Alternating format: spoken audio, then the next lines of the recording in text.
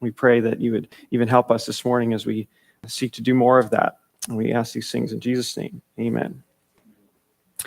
Okay, our goal is to finish chapter 30 and 31. So 31 is a long chapter. So I'm not going to read all of it in one sitting. We're going to kind of read it in chunks as we make our way through. So that's the plan. So open to Genesis 30.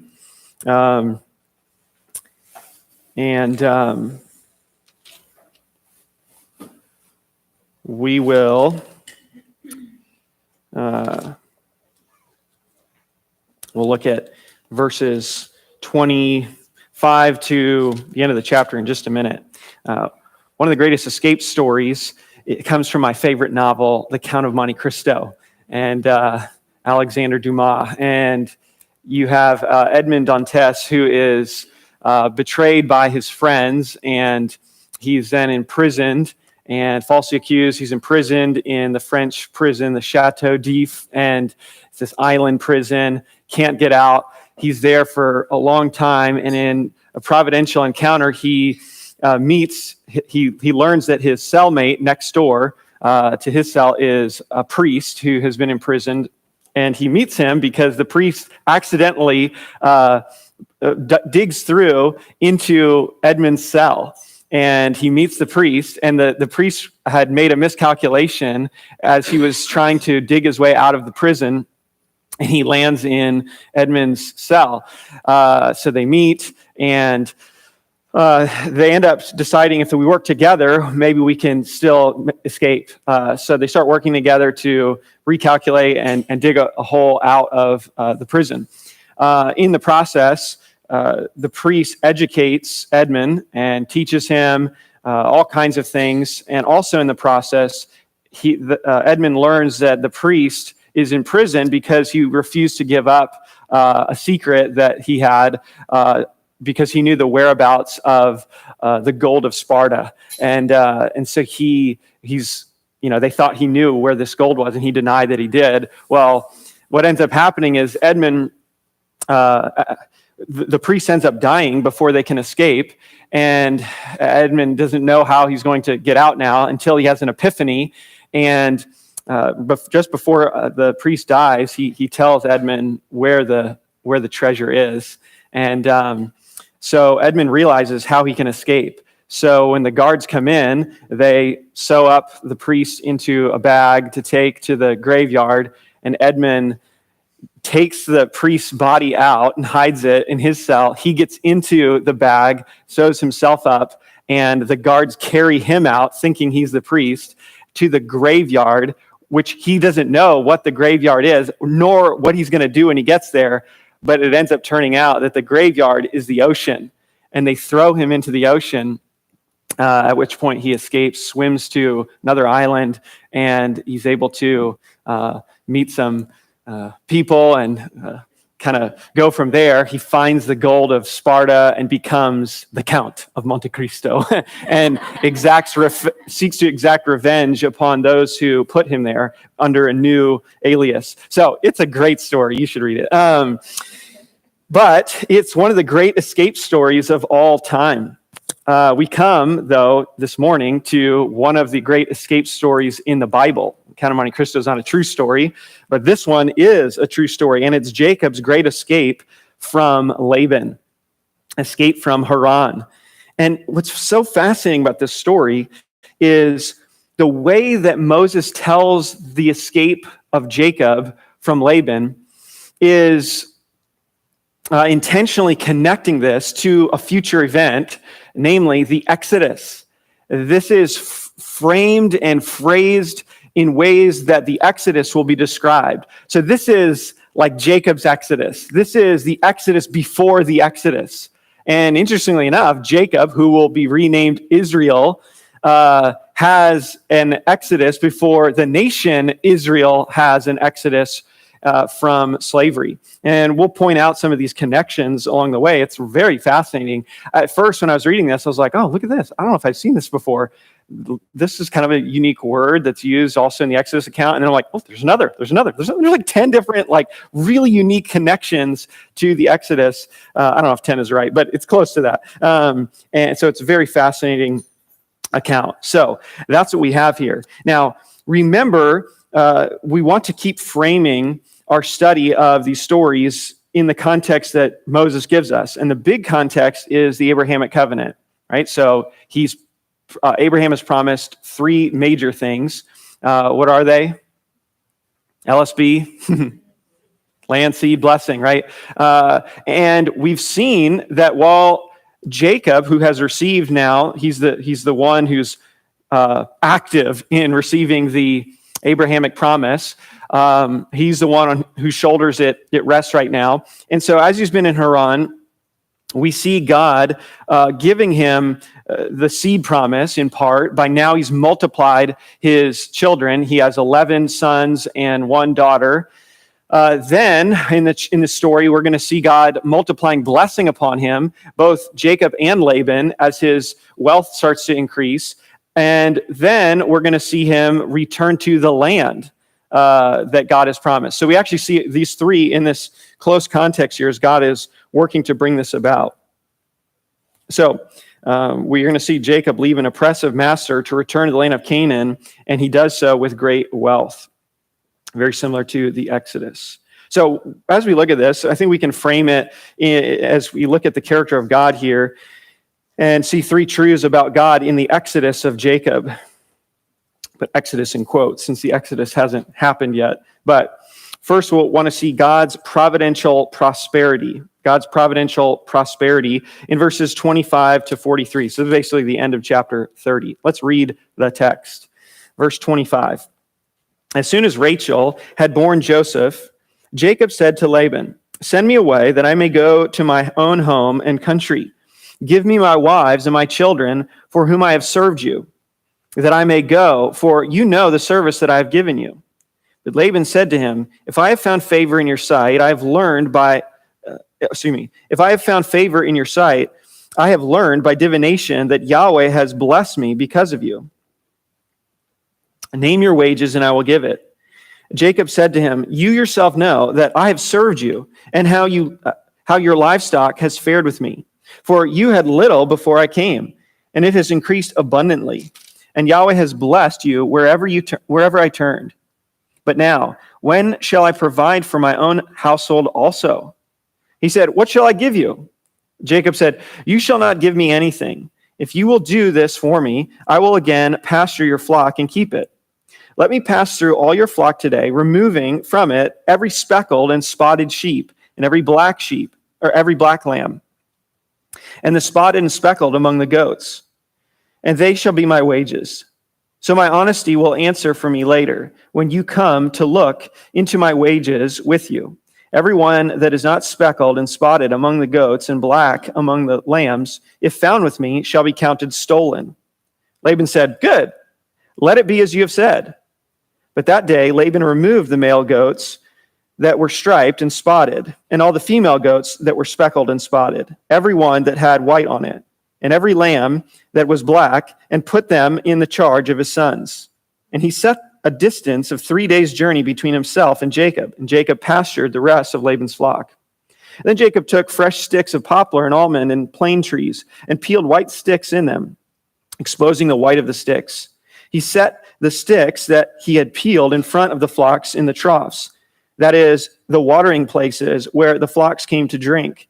And since they bred, when they came to drink, the flocks bred in front of the sticks, and so the flocks brought forth striped, speckled, and spotted. And Jacob separated the lambs and set the faces of the flocks towards the striped, and all the black in the flock of Laban.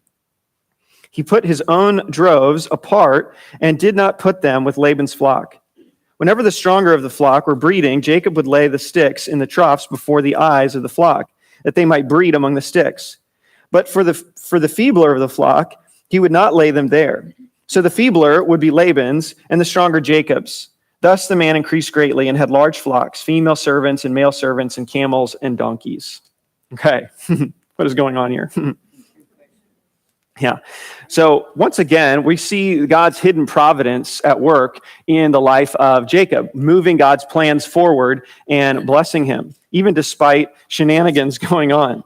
If you go back to verse 25, it says, as soon as it starts this next section, and this is 14 years after Jacob arrived. So Jacob worked 7 years for Leah.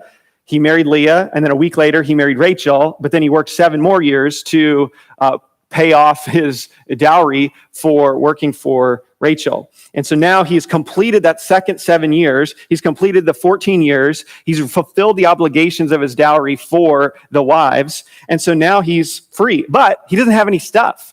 Well, why wouldn't he have any stuff, any possessions? Well, because his work was to give work to Laban to pay the dowry. So he has his wives, but he doesn't have any stuff. So he's going to stay longer, another 6 years, to work to have something to take back. And so that's this idea here. This is going to begin, the end of chapter 30 begins the last 6 years of Haran as he builds his wealth up. And he's going to have a total of 20 years with Laban in Haran. The key word in this section is serve. Serve, hire, wages, or reward. It comes up time and again. And the idea is that Laban is treated Jacob like a slave, like a servant, not like a son. In Deuteronomy 15, there was a stipulation when a slave was released that the owner was to give them supplies and supply them to get started in their new life of freedom. And that's something that Laban won't even do for his son-in-law. He won't supply him anything. Jacob is totally on his own. Laban is a terrible father and a terrible father-in-law. He's basically just the slave owner to Jacob. It's good to pause for a moment and just say, there are people like this in the world. There are people like Laban in the world who you would just desperately want to escape from and just get away from. They just are time and again manipulators and are always seeking what they can get for themselves. So he can't wait to get away from this man. And so he wants to leave now that he has the right to his wives. And look at verse 26. Give me my wives and my children for whom I have served you, that I may go, for you know the service that I have given you. And so he's going to request to leave. But Laban doesn't want him to leave, as we read in verse 27, because he's blessed Laban greatly. Jacob's presence is blessing for Laban. And this is a theme that keeps coming up, right? Those who bless you, I'll bless. Those who curse you, I'll curse. And there are times when just the simple presence of the patriarchs brings blessing on other people. Abraham does that. Isaac does that. And now Jacob is doing that for Laban. And so Laban is getting the overflow. It's like Jacob is the prosperity gospel. It's like if you have Jacob with you, you get blessed. And so Laban has realized that, and so has Jacob. They both realize this. And actually, it says that Laban learns this in particular by divination. In verse 27, but Laban said to him, if I have found favor in your sight, I have learned by divination that Yahweh has blessed me because of you. And so he's like, hey, I know I'm blessed because of Yahweh and his being with you. And Jacob will say the same as well, that the reason for his prosperity, Laban's, is because of Jacob. And so they both realize this. This is blessing by association. We also see verse 30 says, for you had little before I came, and it has increased abundantly, and Yahweh has blessed you wherever I turned. But now, when shall I provide for my own household also? So you remember that in the future, Joseph is going to become a blessing to Egypt. He's going to bless them incredibly because of what he does for them in leadership. And that's going to lead to a later Pharaoh imprisoning them and making them slaves, and doesn't want them to leave because of the benefit that they bring to Egypt. And so they don't want to let them go. And Laban doesn't want to let Jacob go either because of the blessing he's brought to him. Well, also, it's interesting that Laban recognizes where this blessing comes from, that he's the beneficiary of, but he really doesn't want anything to do with the God of Jacob. He's the classic person who wants the gifts of God, but not the God who gives. He wants the gifts, not the giver. And so just to see Laban recognize where this is coming from, and yet he still wants his idols. He just wants to get.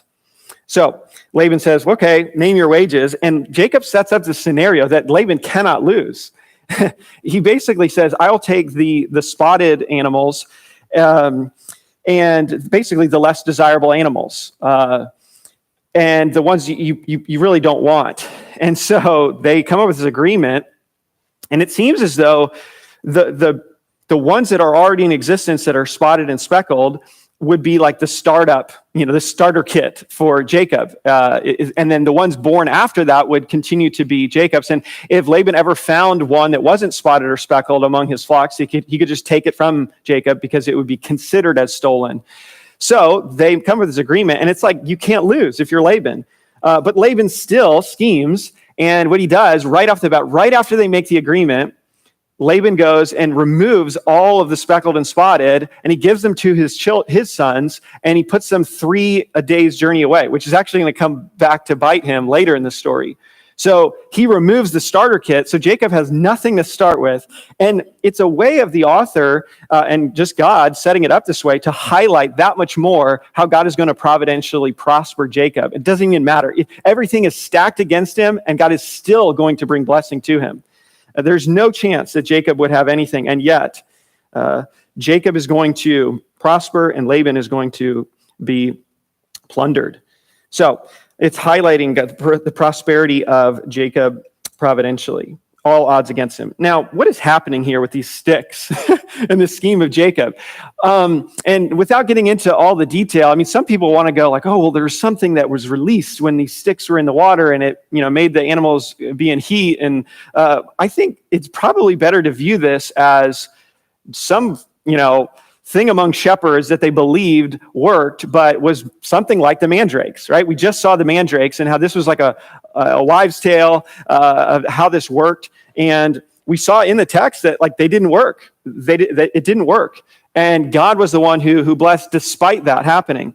And I think the same thing is going on here, that Jacob is trying this thing, and yet it's not because of that he gets all this prosperity. It's because of God. And he's actually going to say as much later that his prosperity came because God prospered him. And he says nothing about the methods he used. I think what we're seeing again is just like Rachel tries to use the mandrakes, God blesses nevertheless. And just like Jacob tries to use this strange method, God blesses nevertheless. In chapter 31, verse 9, we read Jacob, as he views this, he says, thus God has taken away the livestock of your father and given them to me.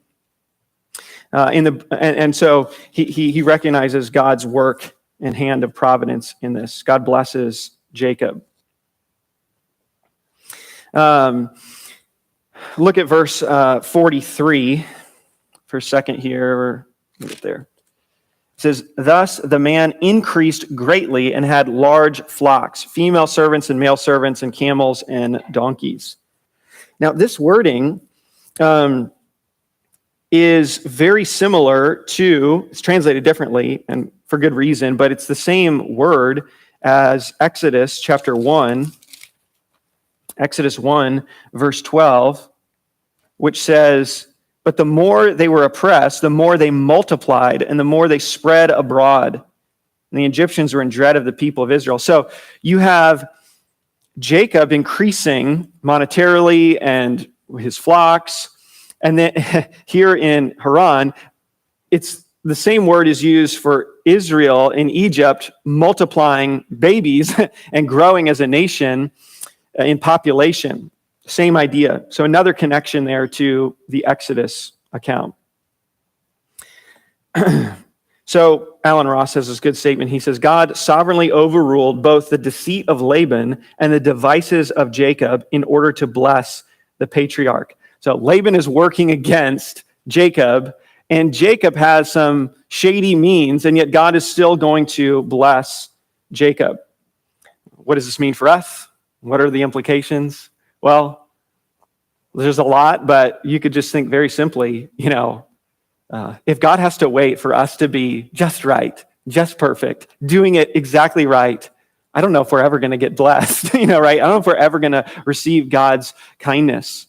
One writer said it like this: if receiving Yahweh's favor were dependent on our being in a consistently proper condition, would Yahweh not forever be stifling his goodness?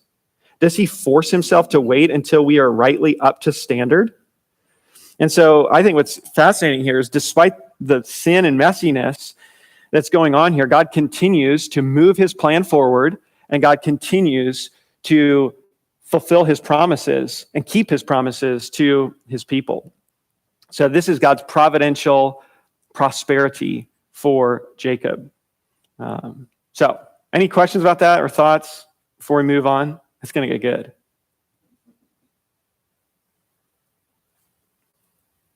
All right, I'll answer your questions about the sticks later afterward. All right, let's look secondly in chapter 31 at God's protecting presence. Look to verses 1 to 24. God's protecting presence. And we'll just kind of read these in sections here. First, let's read verses 1 to 3. And this is kind of the circumstances and the conflict that ensue. Verse 1 of chapter 31. Now Jacob heard that the sons of Laban were saying, Jacob has taken all that was our father's, and from what was our father's, he has gained all this wealth. Jacob saw that Laban did not regard him with favor as before. Then Yahweh said to Jacob, return to the land of your fathers and to your kindred, and I will be with you. So conflict is rising. The sons of Laban, who got this great deal. I mean, there's just like, here's all the ones I was going to give to Jacob. You guys take care of those. They're now seeing all of their father's stuff going to Jacob because God is blessing Jacob, despite Jacob. And so they're seeing their inheritance just dwindle away, and they're upset at Jacob. There's conflict brewing, and now Laban is upset. So circumstantially, things are ramping up for Jacob to need to leave. But in addition to that, God gives a command to Jacob to leave. And it's very similar to the command of Abram to leave where he is and go to Canaan. This is like a new commission. So return to the land of your fathers and to your kindred, and I will be with you. It's like Genesis 12 all over again. And so he calls him to go back. Of course, in addition to this, we can think about the call that God gives to Israel to go out of Egypt and to go into the wilderness, ultimately to go into Canaan as well. That's going to happen later. So another connection there to the Exodus. And once again, God promises he's going to be with Jacob. I mean, that's like, if you remember this section of Genesis, 25 to 36, that's like the main emphasis. I will be with you. I'll be with you. I'll be with you. It's God's presence. And so here again, he's emphasizing that feature. So Jacob, the circumstances are bad. They're leading to, the writing's on the wall. He's got to leave. In addition, God has given him a command, and Jacob's going to listen to that command, but he has to convince his wives. And so that's what you see next in verses 4 to 16. Verse 4. So Jacob sent and called Rachel and Leah into the field where his flock was and said to them, so you can kind of see this is somewhat clandestine. He has to, Laban can't be listening here, or people close to Laban. He's got to have this little conference with his wives to make this plan. He said to them, verse 5, I see that your father does not regard me with favor as he did before. It's like understatement of the year. But the God of my father has been with me. So notice the contrast there. God has been with me, the God of my father. Verse 6, that I have served your father with all my strength. Yet your father has cheated me and changed my wages 10 times. So whether that's actually 10 times or it could just be like, he gives change. It's like saying, he changed me 100 times. It's like, it's just so many times I can't even keep track. It's constantly changing things. And we just saw that. We just saw an example of that where he changed the deal with the flocks. Middle of verse 7, but God did not permit him to harm me. So already we're seeing God's protection. Despite Laban, God is protecting. If he said, the spotted shall be your wages, then all the flock bore spotted. And if he said, the striped shall be your wages, then all the flock bore striped. So maybe Laban at some point just changes the deal, and yet doesn't matter how Laban changes the deal, it always backfires for him because God is prospering him and protecting Jacob. Verse 9, thus God has taken away the livestock of your father and given them to me.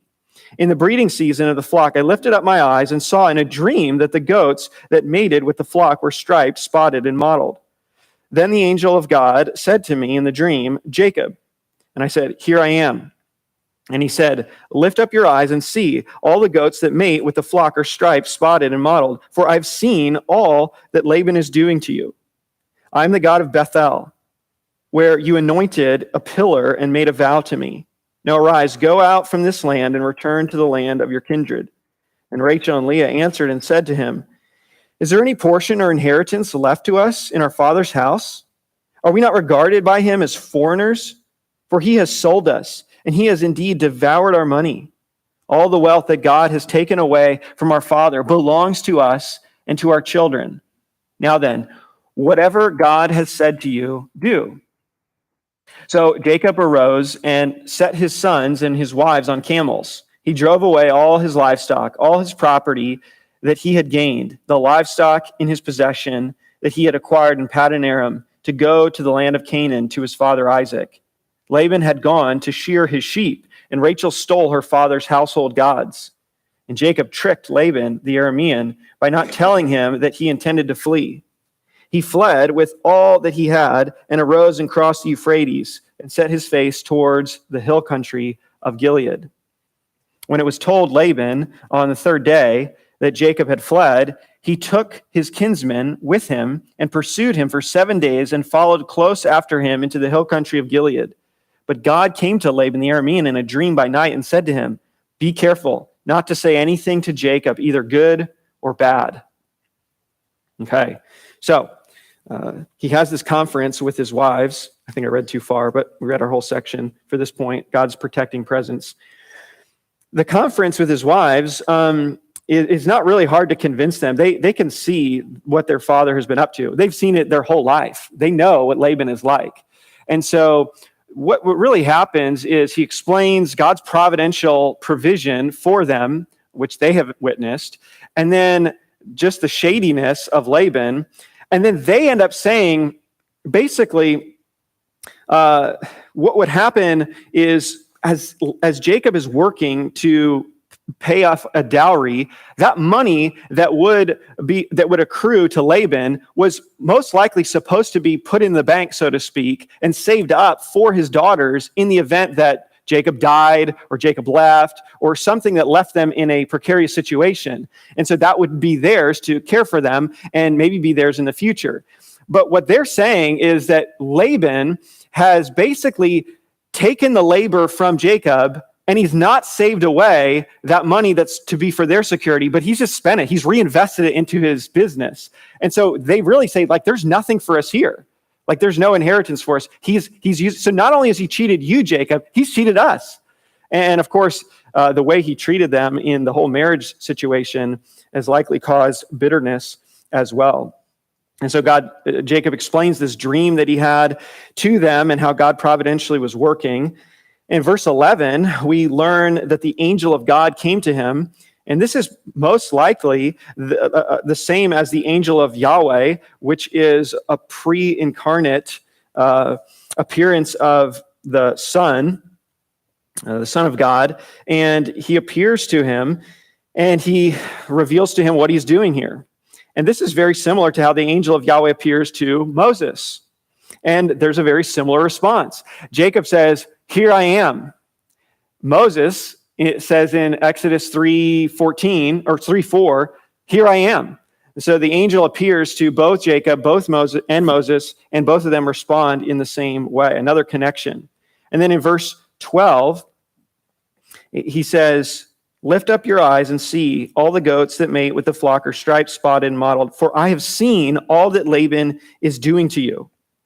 So now if you go to Exodus chapter 3, Exodus 3, verse 7, it says, then Yahweh said, I have surely seen the affliction of my people who are in Egypt and have heard their cry because of their taskmasters. I know their sufferings.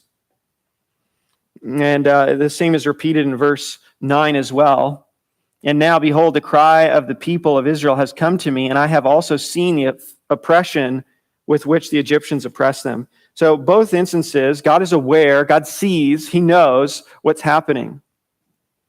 And then verse 13, I am the God of Bethel. I'm the God of Bethel. And there's the connection in Exodus as well, when God comes to Moses to prepare him to lead the people. In Exodus 3, verse 6, he said, I am the God of your father, the God of Abraham, the God of Isaac, the God of Jacob.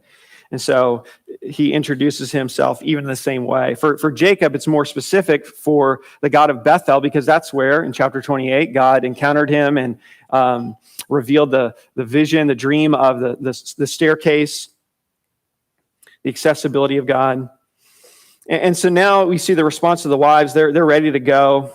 And Bruce Walke says, for the first time, his wives follow his lead. In the last section, it's like they're telling Jacob what to do. Okay, you can sleep with this wife. Now you can sleep with this one. And he's just doing whatever. And now he's finally leading here, and they are following him. And so verse 16, it says this, all the wealth that God has taken away from our father belongs to us and to our children. Now then, do whatever God has said to you. Whatever God has said to you, do. Excuse me. This word for taken away in verse 16 is the same word that's used in Exodus 12, verse 36, when it says that as Israel left Egypt, they plundered the Egyptians. It's like one of my favorite stories, because God's like, oh yeah, after we've just decimated them with these 10 plagues, go knock on their door and ask for their stuff. Can you give us all your valuables? I mean, just how insane is that? Like, that would never work unless God is providentially working. And so the Egyptians are like, okay, here you go. We have to do it. So they give them all their possessions. And it says, and thus Israel plundered the Egyptians. And so that's the same word here. God has given the prosperity of and possessions of Laban to Jacob and to his wives. And so God will do the same for Israel later. So another connection there. Just see him continue to pop up over and over again.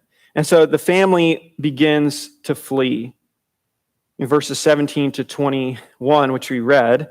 And how can Laban not know this? Well, he's shearing his sheep. And he's likely a 3 days journey away. Why would he be 3 days away? Because some of his sheep have been removed to be with his sons.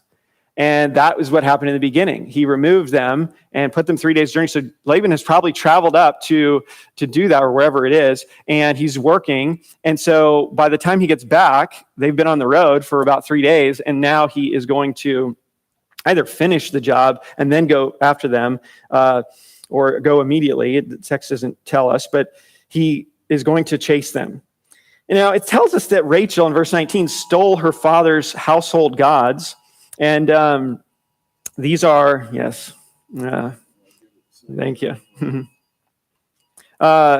Rachel steals her household gods. This is a word it's the word teraphim, and this is the name for these gods. They have to be little because she's going to sit on them on her donkey. But they're these little, idols, basically. And that's going to come into play in this next section.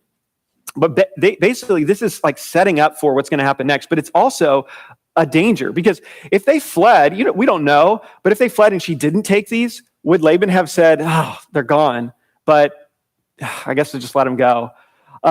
He may have still went after them nevertheless, but maybe this was a further instigation, because he's like, where are my gods? I got to go after my gods. And so she takes them, and he's going to come after them. And so it's building this tension in the text. It's an incredible passage as you see the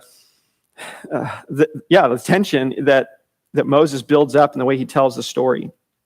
Now, the word in this section that's emphasized is steal or take away. It comes up many times. And both Jacob and Rachel steal from Laban, but it's different. Rachel steals the idols, but there's an idiom, a Hebrew idiom, that says that Jacob stole the heart of Laban. And the idea of that idiom is that he deceived him, or he made him to not be able to think with clarity. The idea is taking a person's ability to discern and act appropriately. And so that it's like an idiom for deceiving. but it's the idea of stealing the heart. And so they're both pictured as stealing as they leave. And then if you look at verse 21, it says that they crossed the Euphrates as they were running away. And it just makes you think again, because we've already been set up to see all these connections to the Exodus, you go, crossing a body of water to leave and go into the land. Not the same body of water, but just another fascinating connection to the Exodus that will later take place as they cross this body of water. Then in verses 22 to 24, which we read, Laban finds out and he begins to chase them. He's in hot pursuit of Jacob. And you go like, what is this maniac going to do when he gets to them? This guy is crazy. He's held an iron fist, and he's held them in his grasp for so long they couldn't leave. And finally they find their opportunity. They leave, and now he's going to chase them. What is he going to do? We'll never know. Because God appears to him in a dream and strong arms him, intimidates him, terrifies him. And that's what happens. He's going to do something, and we don't know, but verse 24, but God came to Laban the Aramean in a dream by night and said to him, be careful not to say anything to Jacob, either good or bad. And this is like it's called a merism, when it's like two extremes and everything in between, heaven and earth. God created the heavens and the earth, and everything in between is the idea. It's two extremes. Don't say anything good or bad. In other words, don't you say anything to Jacob. Don't you dare say anything to Jacob. Because if you do, you're toast. And God just terrifies him. In fact, later, Jacob is going to describe God as the fear of Isaac. It's like this name that comes up. God is the fear of Isaac. He's the intimidating God, the terrifying God. And really, God gives him a nightmare. He gives Laban a nightmare. And so he's protecting Jacob just like he protected Abraham and just like he protected Isaac as they fled from, or they were in danger of pagans as well.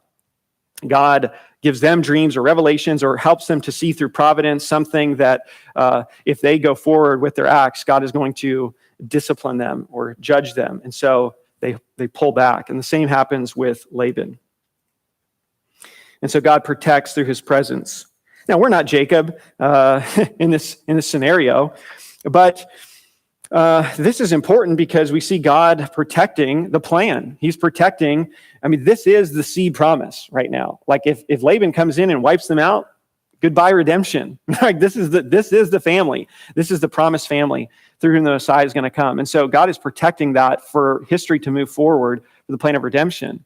But maybe we could extend this out by application and just say, well, we do have a promise corporately as a church, right? Matthew 16, that Jesus is going to build his church and the gates of hell will not prevail against it. Maybe not a personal promise to us individually that we're going to survive, someone coming against us, but corporately as the church, God is going to accomplish all his purposes, and the church will not be thwarted as a corporate body until God completes all of his purposes. It's a reminder that God always has a remnant. God always has a remnant. Remember, Elijah is discouraged, and he's in the wilderness, and in 1 Kings 19, God reminds him, hey, I've got 7,000 who have not bowed the knee to Baal. And 7,000 is like nothing. It's like endangered species, level. And yet God has his remnant, and he's going to preserve it. And here we have the remnant who God is preserving. And God continues to do that to accomplish his plans. All right, this is my favorite part, this last section. We'll call it God's preeminence over idols. God's preeminence over idols. Verse 25. Laban overtook Jacob. Now Jacob had pitched his tent in the hill country, and Laban with his kinsmen pitched tents in the hill country of Gilead. This idea for pitching tents is like not the normal word, it's like a military encampment, so it's like ratcheting up the tension. You're like, whoa, these guys are getting ready for war. What's going to happen? Verse 26, and Laban said to Jacob, what have you done? Now, what does that sound like? Laban is saying this to Jacob. What have you done? What do you remember? Who said this before in the narrative? Not in this narrative. A couple weeks ago. No?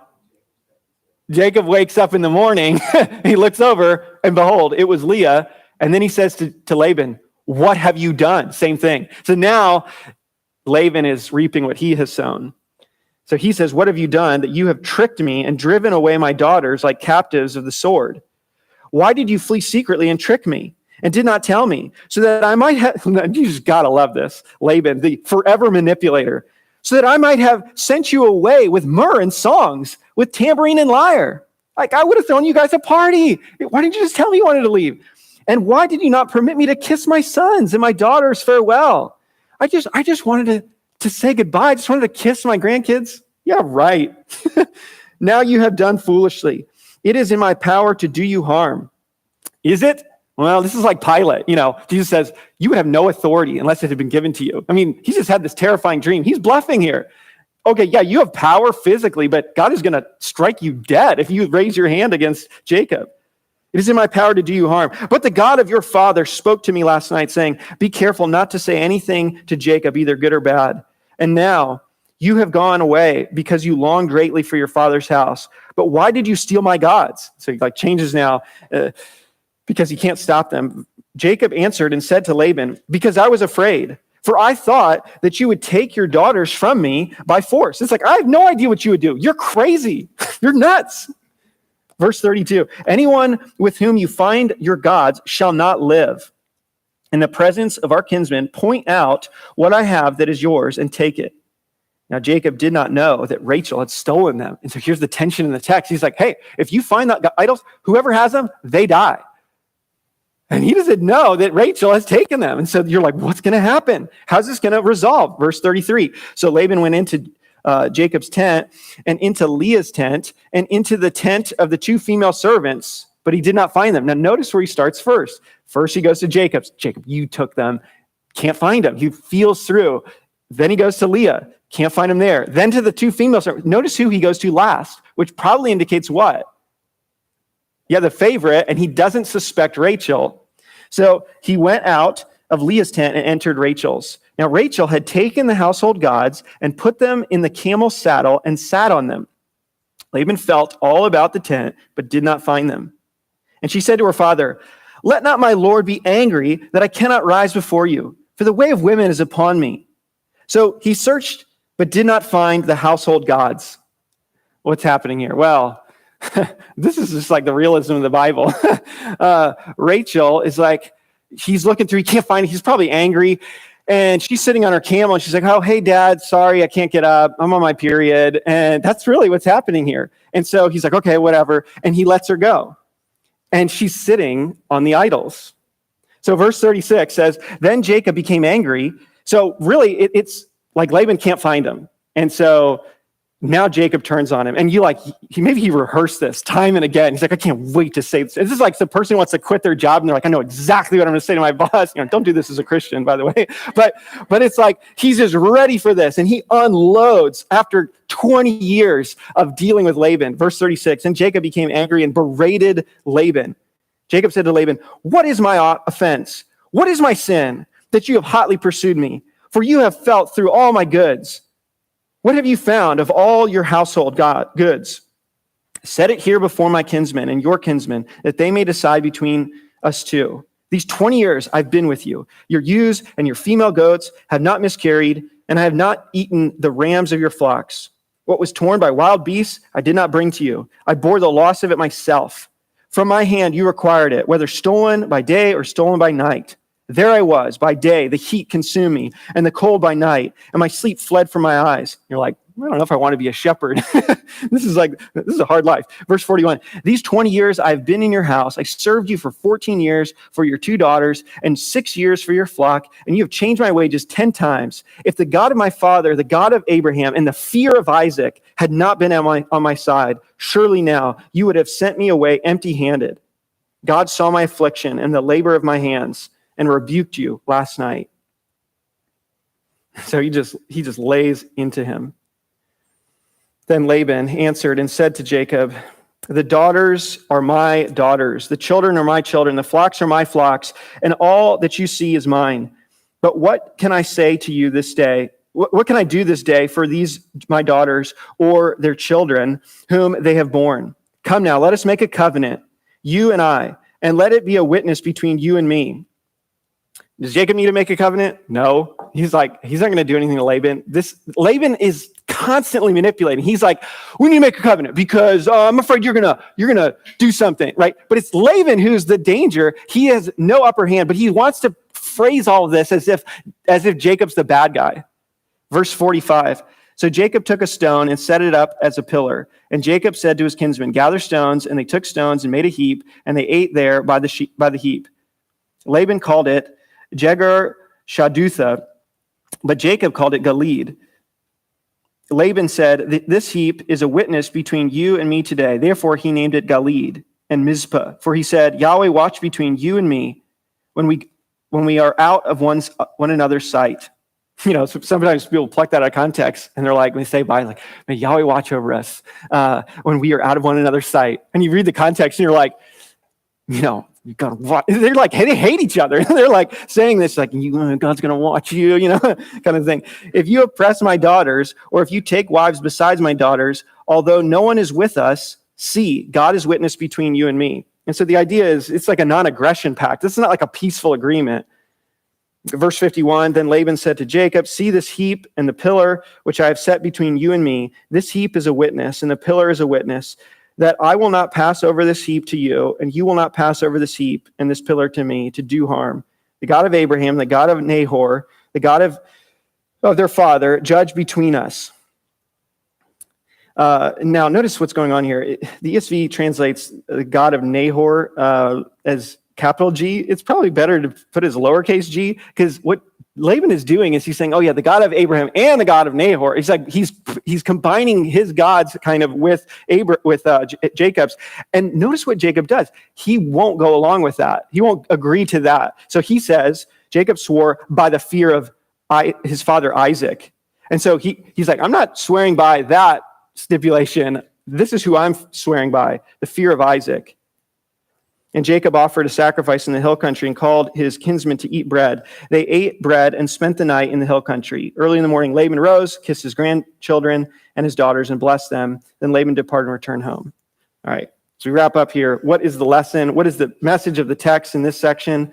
Well, I think it's a way to contrast Jacob's God with Laban's gods. Because if you're an Israelite, you love this story. This is just like, you're cracking up laughing. Why? Because the way that Moses describes the idols. Now, why does Rachel steal them? And people like have all these guesses and stuff where it's like, oh, well, they had power or they gave an inheritance. And I think the simplest explanation is probably she hates her dad. Like, she is so upset at him. She's seen his manipulation time and again. And so she goes, I know what my dad loves. He loves his teraphim, his idols. I'm going to steal them. See, I think she's spiting him. And why do we know that she doesn't want to worship these idols? Because some are like, oh, Rachel's still an idolater and wanting to worship these idols. I think she just hates her dad. And she's like, because what does she do? She sits on them. Is that a way to honor idols? No. And also the text is saying like, hey, if your gods can be God-napped, as one commentator said, then they're not very good gods. You need new. So these are impotent gods. They can't prevent themselves from being stolen. They're sat upon, which dishonors them. And then if you read Leviticus 15, let me make sure that's right. Leviticus 15, 19 to 24, and especially verse 20, Moses will later give in the Mosaic law, he'll say when a woman is having her monthly cycle and she is menstruating, that whatever she sits upon becomes unclean. And so as Israel's reading this, looking back through the lens of the Mosaic covenant, and they're going, wait a minute, Rachel sat on the idols while she was in her time of the month? It's like Moses saying, this is what idols are. This is how unclean they are. This is what they're worth. And you fill in the blank. And so basically, he's saying this is what idols are worth. And it's just this total hit piece against idols and idolatry. And God will do this time and again where he'll make fun of idols. He will denigrate the idols of people. And so these are totally impotent idols. They're unclean idols. And really, it's God's way, it's Moses' way of shocking us into some sense into us to say, look at how wicked your idols are. I mean, our idols can't be sat on, like a little teraphim, but we have all kinds of idols. And, John, of course, says, my little children, keep yourselves from idols, guard yourselves. And our idols are no less unclean and defiling and dishonorable in God's sight. And God wants us to look at this and go, man, they're so terrible. They're so wicked. They're so unclean. And then you see the final contrast where Laban wants to swear by his God and Abraham, and Jacob says, no, I'm swearing by the fear of Isaac. This is the true God. And you see them part ways after that. I think for Israel, as they're on the plains of Moab about to enter in the promised land, and they're given these instructions, they're given this story, they've seen how God has delivered them, and they see a precursor to that in how he delivered their descendant, or their forefather, Jacob. And they see, wow, God prospered him, just like he said. God protected him, just like he said. And God showed his preeminence over these idols. As we go into the land, this may have been great preaching material for Moses, where he's like, hey, don't you dare go after these Canaanite gods. Look at Jacob. Look at the story of Jacob. Don't fear these giants in the land. Look at Jacob. Look how God protected him. Don't you despair. God is going to prosper you just like he did for Jacob. As all their parents had just died out in the wilderness in Numbers, and now they're about to enter. He has a historical event that very much matches what they just experienced. And of course, we would be remiss if we didn't make the connection that Moses makes in Numbers 23 and 24, where he speaks about an individual person whom God will call out of Egypt in the future, and the nation that he has called out of Egypt and will call out of Egypt. And so what God is doing through Moses is saying, there is an individual person God calls out of Egypt, and there's the nation. And there's this idea of like the solidarity, the individual and the nation, the corporate and the individual that's set up. And here is Israel, an individual, the father of Israel, who is led out from captivity, so to speak. He has his own exodus. Israel as a corporate entity is going to have their own exodus, but it's setting up for this idea that Jesus is going to be said to, out of Egypt, I called my son, an individual, just like Numbers 23 says, and then just like the nation experienced their exodus in Numbers 24. So it is just building this theology for setting up little breadcrumbs to make connections for later in Scripture. Okay, went a little over there, but wanted to sneak that in. Man, we covered a lot, but what a fascinating story about the preeminence of God, his protection, and his prosperity. Let's pray. Father, thank you for this great story, probably neglected by most all of us, and yet confusing in some ways as well, but how encouraging to see how great you are and how faithful you are to your promises. May it instill in us great confidence in you and your plan. In Jesus' name, amen.